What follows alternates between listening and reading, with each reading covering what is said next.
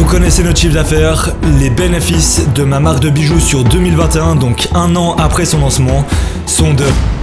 Ça aurait été trop simple. D'abord, laissez-moi vous expliquer comment j'en suis arrivé là, et croyez-moi, vous ne le regretterez pas. Ok, là c'est un rêve qui se réalise, et c'est sous mes yeux, c'est plus que concret.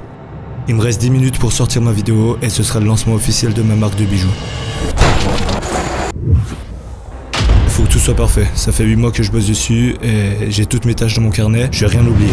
L'exportation de ma vidéo vient de se terminer, ça c'est ok, la miniature est prête, c'est ok, le titre et les infos de la vidéo c'est ok, je mets plein de pubs pour faire grave de thunes, quitte à être sous-côté, autant faire de l'argent, ça c'est bon. Le site de la boutique est prêt, les descriptions des bijoux c'est carré, le checkout est simple et intuitif, avec un funnel de conversion réfléchi, ça c'est bon. Ok, tout est prêt, c'est 18h, let's go.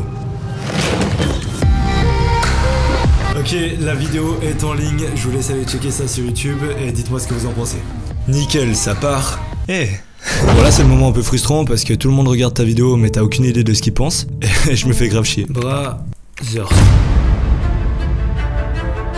Les premiers commentaires arrivent, les gens kiffent grave, ça fait plaisir. On va aller voir les stats du site un coup. Nice, c'est plutôt pas mal, ça part bien. C'est quoi ce bruit? Ah, je vois, c'est les notifs de commande. Putain, c'est un carnage, c'est ouf. Je vais aller checker un coup mes DM Insta. C'est trop lourd ta marque, j'ai déjà commandé. Mec, bravo pour les bijoux, ils ont l'air grave quali. Frérot, j'arrive pas à commander. Magnifique. Attends, quoi? Non, c'est pas possible. On va appeler Johan. Allô? Ciao Johan, tu vas bien? Ça va bien et toi? Mec, y'a mon site qui vient de lâcher et je pense qu'il y a juste trop de monde. Dis-moi qu'il y a une solution, s'il te plaît. Ah merde. Connecte-toi sur Vache et tu vas dans l'onglet Web Cloud. Ok. Là sur la droite, regarde ton pack, t'as lequel? J'ai le pack V1 qui coûte 30 €. Ah non, faut que tu passes sur un pack plus puissant là, je pense que le V2 ça devrait le faire. Bon écoute, ça part sur le V5 direct à 300 €, c'est pas grave. Et tu sais si le changement il se fait directement? Ah non, je pense que ça prend 3 jours. Hein. Non, tu te fous de ma gueule Johan. Non, je déconne. Bâtard. Bon gros, merci pour ton aide en tout cas, c'est cool, à plus. Ça a l'air de remarcher, on va faire un tour sur le site. Oh, il y a des bijoux en rupture de stock. Wow, en fait toute la boutique est en rupture de stock. Donc petite récap du lancement, si je comprends bien, on a fait rupture de stock sur toute la boutique en 50 minutes. Ce qui représente un total de 17 000 € générés en moins d'une heure. Et j'ai pas encore reçu un seul bijou. Ah, je vous ai pas encore raconté pourquoi aucun bijou n'était encore prêt à ce moment-là. Franchement, j'étais dans une sacrée merde. Parce que faire rupture de stock c'est cool, mais avec du stock c'est mieux. Revenons 3 jours en arrière quand j'ai reçu cet appel. Oui, bonjour. Bonjour, Martha de la logistique à Paris. Je vous appelle pour vous dire qu'on va pas pouvoir prendre en charge l'envoi de vos bijoux. Faut répéter, peut-être après un calmant ça sonnera mieux.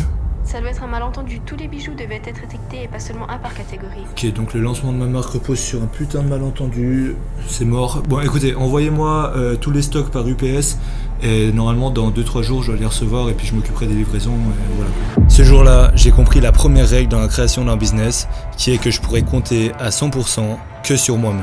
Et croyez-moi que je l'ai bien comprise. Yo, what's poppin'? Brand new whip, just hopped in. I got options, I can pass that bitch like stock. Ça va les boys, les girls, ça dit quoi? Je suis grave content déjà parce que j'ai terminé l'intro que vous venez de voir et franchement c'était pas qu'une partie de plaisir. J'ai bien galéré, mais le résultat est cool et surtout je crois avoir réussi à faire comprendre la complexité que c'est de sortir un projet comme celui-ci et l'ascenseur émotionnel que j'ai vécu le jour du lancement. En lançant le projet Belost, aussi beau soit-il, j'ai en quelque sorte fait naître ce qu'on appelle un bébé. Et le concept du bébé, c'est que tout est magnifique, tout est rose, c'est génial, c'est mignon. Mais putain ça demande du taf frère. Et la grosse différence avec les vrais bébés c'est que je peux pas le mettre à la garderie celui-là. Bref, de toute façon je vais revenir sur tout ce que j'ai dû gérer et sacrifier pour le succès de cette marque de bijoux artisanaux, si jamais vous avez pas encore capté. Il faut que je vous avoue que j'ai galéré à structurer cette vidéo parce que c'est maintenant mon travail. Je passe mes journées et mes nuits dessus depuis plus d'1 an et demi et je pourrais parler pendant 3 heures de suite sans aucun problème, tellement ce projet m'a appris que ce soit d'un point de vue professionnel, personnel, sexuel. Ah non, ça non. Je me suis donc posé et je me suis donné 3 objectifs que je voulais atteindre avec cette vidéo. Mon premier objectif, c'est de vous transmettre les leçons que j'ai apprises pour vous aider à monter un projet qui marche. Mon deuxième objectif, c'est de vous expliquer comment j'ai construit cette marque en revenant sur les étapes les plus importantes et quels sont pour moi les vrais facteurs de réussite d'un projet en 2022. Et le troisième objectif, c'est de faire tout ça en vous racontant des anecdotes de ouf. Genre il y en a une avec une actrice porno, vous allez exploser. Tout ça pour arriver à la fin de la vidéo et de vous vendre un programme en ligne. Non, je déconne. Yomi Denzel, t'as qu'à bien te tenir, mec. Évidemment, à la fin de la vidéo, je vais vous dire combien j'ai généré de thunes avec ce projet. Parce qu'en réalité, je sais très bien que c'est tout ce qui vous intéresse. Je te connais, frérot. Me la fais pas, moi.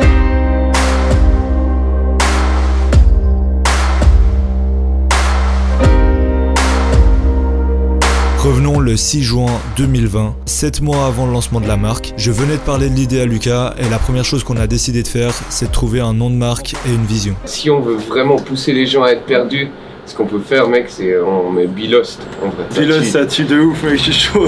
La première fois que j'ai entendu Be Lost, ça a résonné très fort en moi. À partir de ce moment-là, je savais qu'on serait inarrêtable. Be Lost, c'est le 4e business que je monte, mais c'est la première fois que j'ai ressenti un nom de marque, un message et une vision aussi claire dès les premiers instants. C'est certainement parce que tout ce qu'on a vécu ensemble et mon propre parcours était ultra rattaché à ce qu'on voulait transmettre avec cette marque. Mais Be Lost, ça signifiait pour nous bien plus que ça. Avec Lucas, on était dans une période compliquée à ce moment-là pour des raisons personnelles et on s'est dit, cette situation de merde qu'on vit, on va la retourner et faire de cette marque notre plus grande force. Et même plus, on va inspirer les gens à le faire aussi, à garder espoir dans les coups durs et d'apprendre à grandir avec. Tu vas te sentir perdu et c'est normal. Relève-toi, ressaisis-toi et ose apprendre de cette expérience. Il faut apprendre à voir la vie comme un processus. Ce que tu traverses ne détermine pas comment ça se termine. Ce sont des étapes, chaque étape te permet de grandir et de te développer. Ose te perdre, ose apprendre et ose recommencer.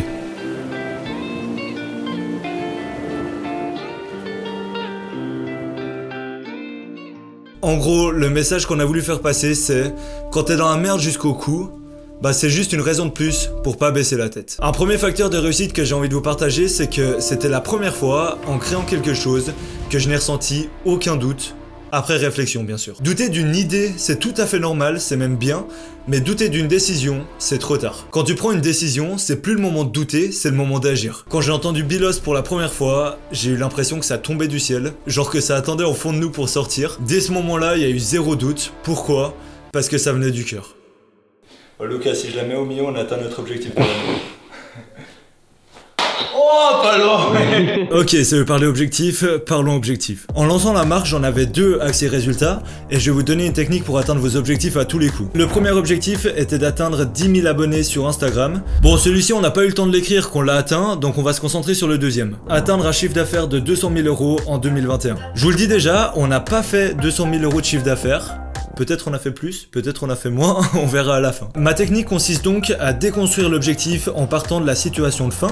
Donc j'imagine être à 200 000 € de chiffre d'affaires et je redescends à sens inverse en imaginant les tâches qui m'auraient permis d'y arriver. En gros, il faut partir de la fin. Dans mon cas, je me suis posé et je me suis dit, comment est-ce que je vais calculer mon chiffre d'affaires? L'équation est assez simple, le chiffre d'affaires est égal au trafic sur le site web, fois le taux de conversion, donc le pourcentage de visiteurs qui passent à l'achat, fois le panier moyen, donc la valeur moyenne de chaque commande sur le site. Je vous donne un exemple très rapide, si tu ramènes 10 000 personnes sur un site, que tu as un taux de conversion de 1%, c'est-à-dire qu'une personne sur 100 achète, et que le panier moyen est de 90 €, alors le chiffre d'affaires est égal à 9 000 €. Pour résumer, voici sur quoi j'ai dû me concentrer. Générer du trafic et optimiser le site pour augmenter le taux de conversion et le panier moyen. On continue avec du concret. Pour générer du trafic, il existe plusieurs canaux. Je vous les liste tous par ordre d'importance. Je vais pas rentrer dans les détails, sinon on y est encore demain, mais sachez qu'on développe à fond tout ce que je cite. Pour augmenter le taux de conversion, voici les piliers utilisés, et pour augmenter le panier moyen, voici sur quoi on s'est concentré. Maintenant, vous avez devant vous une sorte d'organigramme de la marque, et je vais vous dire un truc. 90% des piliers que vous voyez ne représentent que 10% du succès de la marque. Ce qui veut pas dire qu'il faut pas développer ces piliers, ça veut juste dire que même si tout est parfait,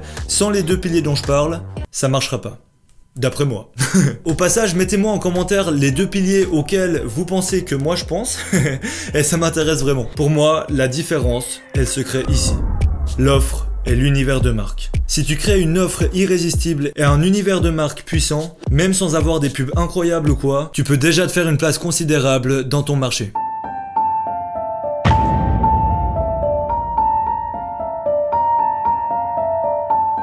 Commençons par l'offre. D'après vous, c'est quoi ça? Un bijou? Non, si notre offre se résumait à ça, croyez-moi, ça marcherait pas.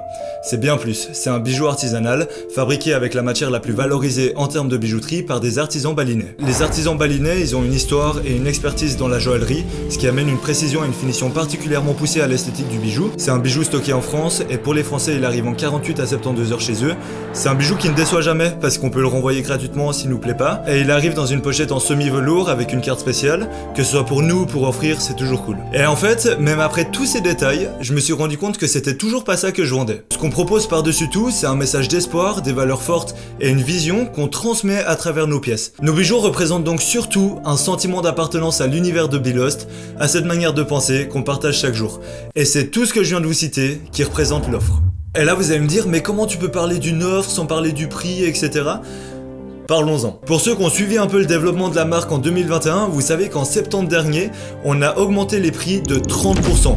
30%, c'est énorme les gars. Pour vous donner un ordre d'idée, la chaîne cubaine, donc celle-ci, elle est passée de 69 € à 99 €. J'étais en PLS à l'idée de devoir changer les prix. Du coup, avant de vous parler du résultat de ce changement, laissez-moi vous expliquer un truc qui m'aide énormément à aller au bout de mes décisions, même quand ça me fait très peur. En fait, je pense que c'est une question de fond et d'attention. À partir du moment où j'ai fait une introspection et je suis certain que ce changement, il est là pour la marque, pour l'aider à se développer, etc., et que le changement, il est bienveillant, pour moi, ça peut que être bien pris. Si t'as un business et que ton choix il se justifie par des excuses juste pour avoir bonne conscience, alors que ton but c'est juste de profiter des gens et de t'en mettre plein les poches, ne va pas au bout de ta décision.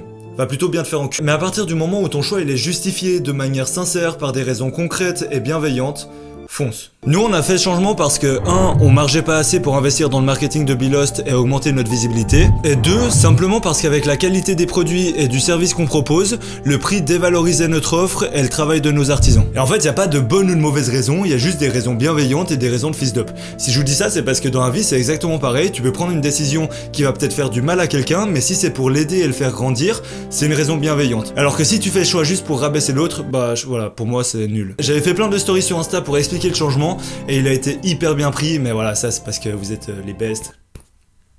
Et dernier détail aussi, parce que j'avais beaucoup réfléchi, et je pense qu'il y a plein de petites marques qui ont fait faillite parce qu'elles osaient pas faire ce genre de move, et qu'elles pensent que se démarquer, c'est proposer des prix plus bas, alors que pas du tout. Donc après avoir changé les prix, on vendait plus et le taux de conversion a augmenté. Et il n'y a qu'un seul mot à retenir, c'est la cohérence. C'est la cohérence entre son offre, son univers de marque, etc. et son prix. Faire du sens.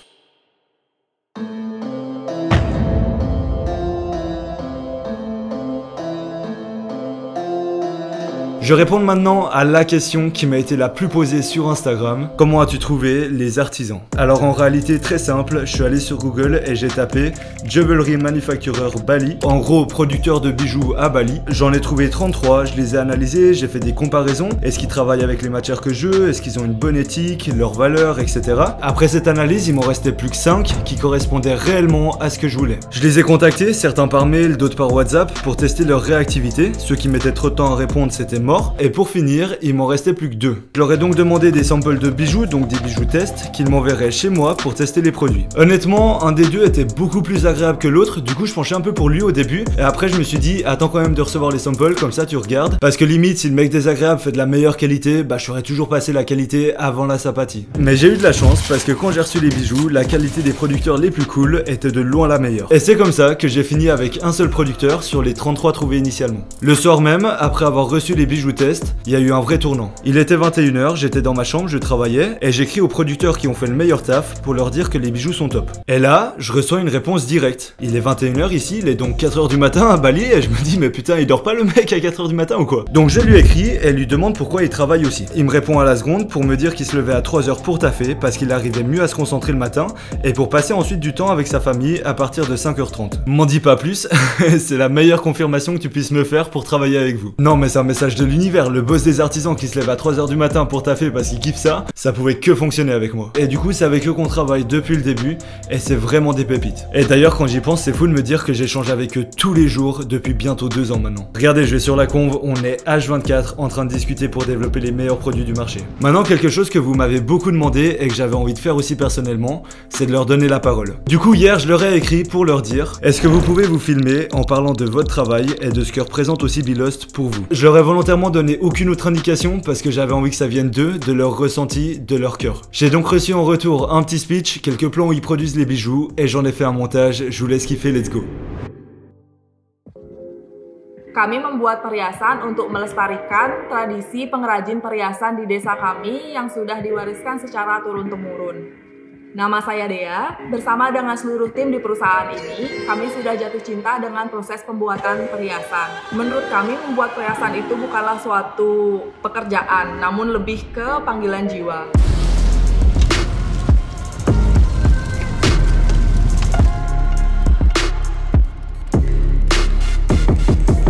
Maka dari itu, kami selalu berusaha membuat karya terbaik kami sehingga nantinya pemakai perhiasan kami bisa bahagia sebagaimana saat kami membuat perhiasannya.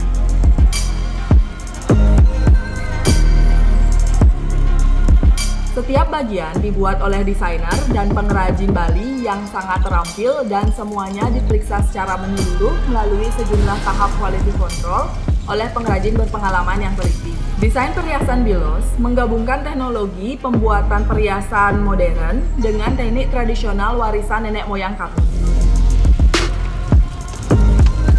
Membuat perhiasan untuk Bilos adalah anugerah bagi kami. Pendiri Bilos, Matias dan Luka adalah penyelamat kami di masa COVID-19 di mana kami sudah tidak memiliki order sama sekali. Produk dari Bilos telah membantu kami menyediakan pekerjaan bagi para pengrajin perhiasan di desa kami sehingga mereka masih dapat bekerja untuk mendukung keluarga mereka.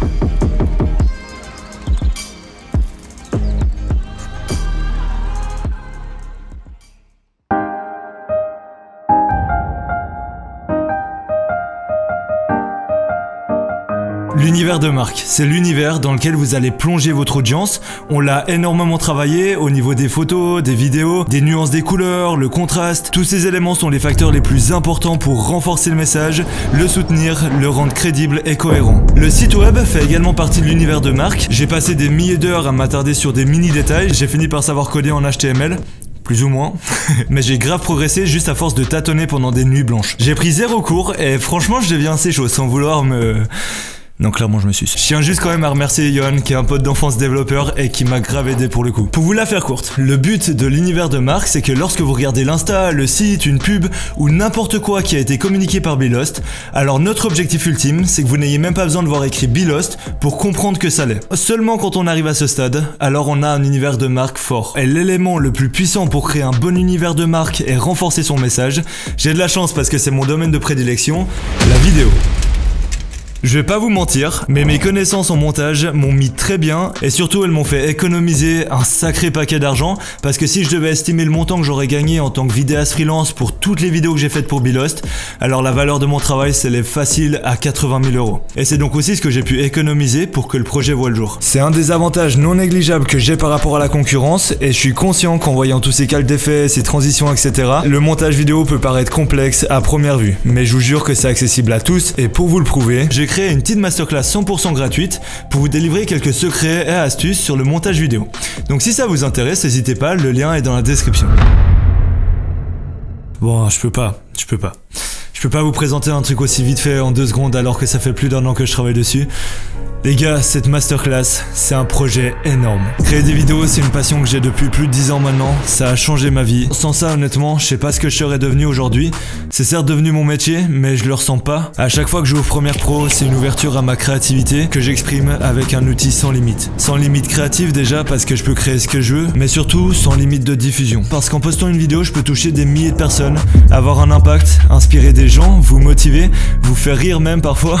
Pas toujours, mais j'essaye. Et par-dessus tout, c'est sans limite temporelle. J'ai créé des souvenirs inoubliables, ancrés à vie dans des vidéos de qualité, comme mon voyage en Islande ou à Cuba, et ça me suivra pour toujours. Je me remémore trop de bons souvenirs à chaque fois que je revois ces vidéos, et c'est pour ça que je prends la peine d'en faire aussi. Cette passion, j'ai pris la décision de vouloir la transmettre. Ça me tenait à cœur parce que ça fait maintenant des années que je la découvre en long, en large, en travers, et que j'aurais aimé avoir un expert qui me guide, que ce soit à mes débuts, mais aussi par la suite parce que ça évolue très vite, et on découvrira toujours de nouvelles choses. La compétence compétence avec laquelle vous ressortirez prend chaque jour plus de valeur. J'ai bien cherché et je connais aucune entreprise qui n'a jamais eu besoin de communiquer avec de la vidéo. Donc que ce soit pour vous valoriser en tant que salarié ou même en tant qu'indépendant, vous avez beaucoup à y gagner. Et actuellement, même en tant que personne, savoir gérer les réseaux sociaux, savoir partager une image authentique de votre personnalité, soutenir votre opinion ou juste faire des danses TikTok, ça reste une opportunité énorme. Et puis quitte à devoir aller au 3e mariage raté de ta belle tante Huguette, autant repartir avec 500 € pour en faire une belle vidéo qui la rendra heureuse. Voilà, comme Bilos, j'ai mis tout mon cœur dans ce projet, donc n'hésitez pas à y faire un tour. Il y a une offre de lancement pour les 100 premières personnes uniquement, donc ça va vite évoluer. Et surtout, allez faire un tour sur les sites createdbymathias.com et bilos.fr et vous verrez directement 2 univers de marque puissants, mais complètement différents. On passe maintenant au moment tant attendu, l'anecdote avec l'actrice. En vrai, je sais pas, peut-être que vous préférez savoir mon salaire, mais ça vient encore juste après.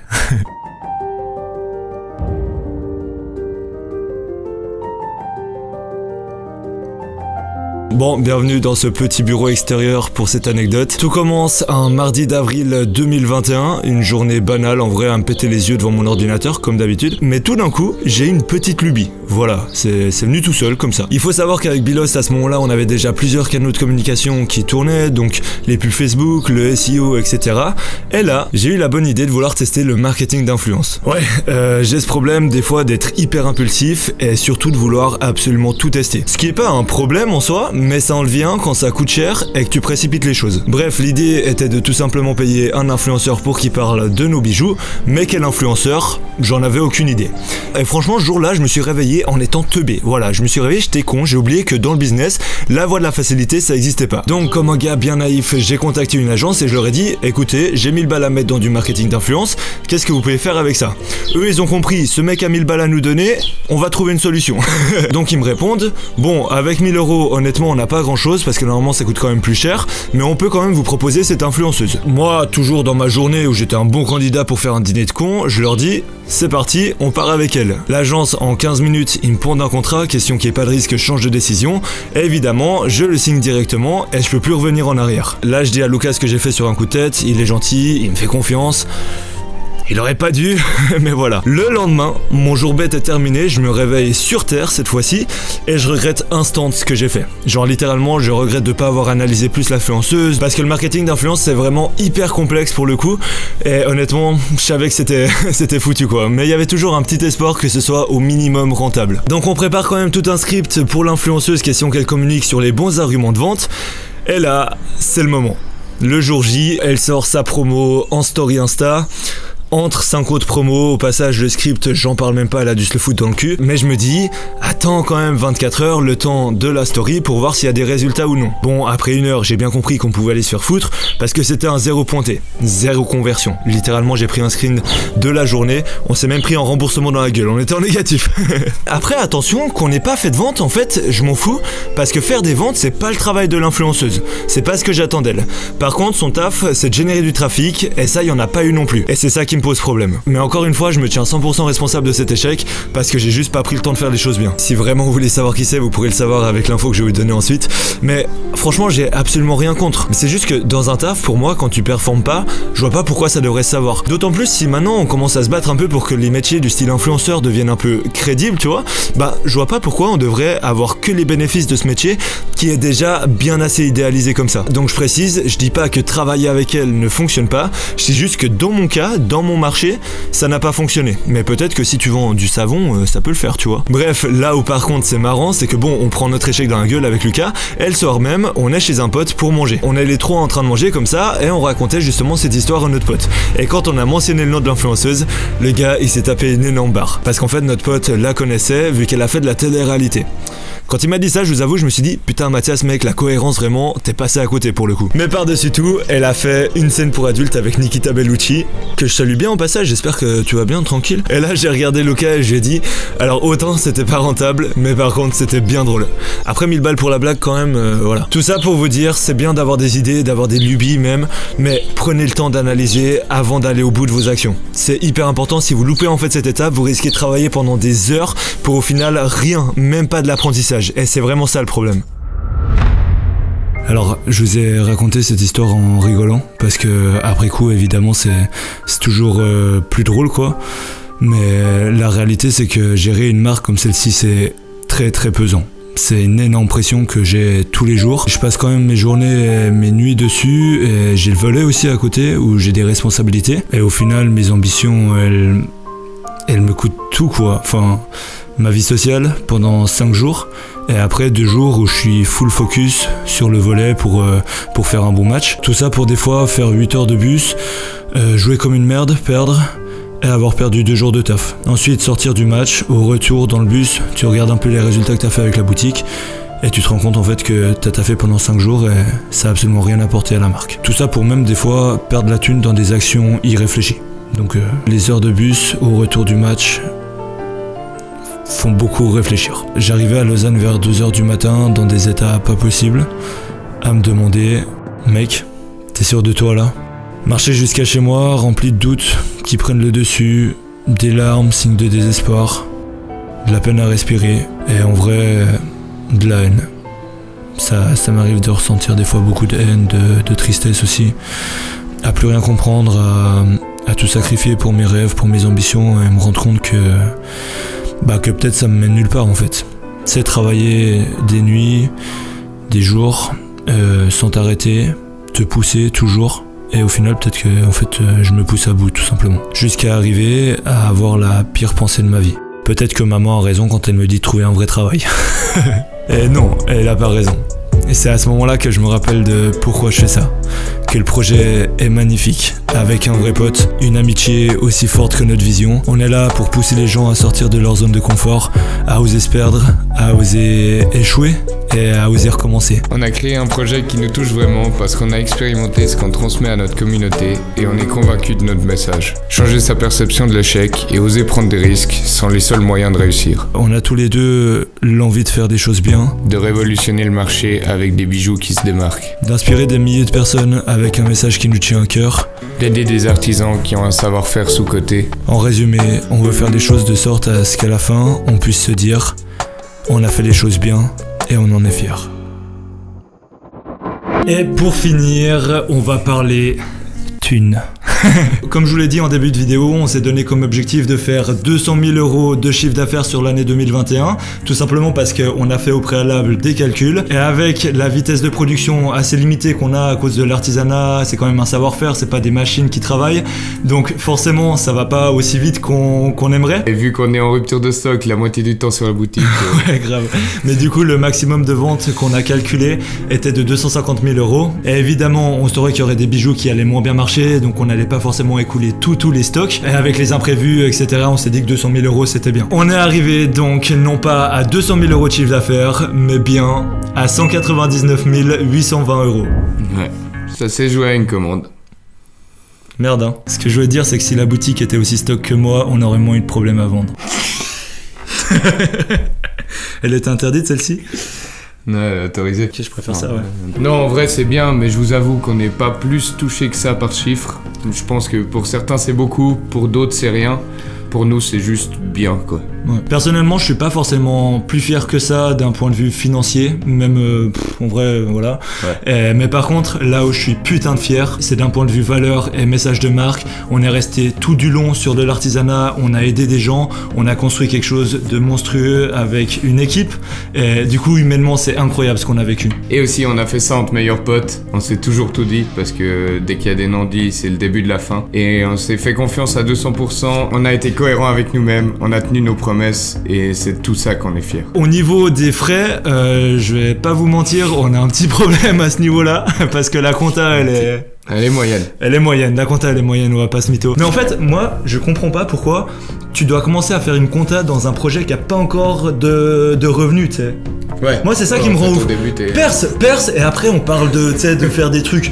Mais tant que t'as pas un minimum d'argent, je comprends pas pourquoi tu fais de la compta, tu sais. Parce que légalement, t'as des petits problèmes si tu ne fais pas, mais c'est peut-être pour ça. À part ça, ouais. Mais évidemment, je peux quand même vous donner une fourchette assez précise qui se situe entre 130 et 140 000 € de frais sur 2021. Sans compter les impôts et...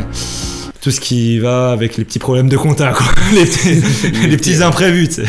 Petits rappels qui font mal. Voilà. Ce qui fait du coup environ 70 000 € de bénéfices qui appartiennent donc à Belost, mais on a décidé de réinvestir la quasi-totalité de cette somme pour le développement de la marque en 2022. Au niveau des salaires, on s'est reversé en 2021 10 000 € en tout, en fonction de nos pourcentages. En gros, on s'est payé nos voyages, quoi. Donc 10 000 € pour 1 an et demi de travail, si en moyenne 9 heures par jour, 7 jours sur 7, ça fait un salaire horaire de 2 € par heure. Voilà, t'es content de ton salaire? Je pense on bat le record du plus petit salaire. Petit salaire de Suisse.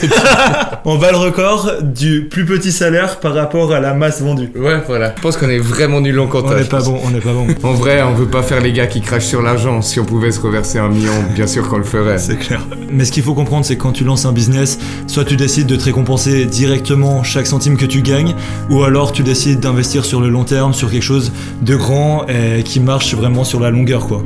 Et nous, on a décidé de prendre cette voie-là. Ce qu'il faut retenir de tout ça, c'est qu'on est 2 meilleurs potes qui se sont lancés dans le projet fou d'impacter des vies à travers une marque. Et même si c'est que le début, on fera toujours de notre mieux pour vous apporter un maximum de valeur. Propre. Ouais.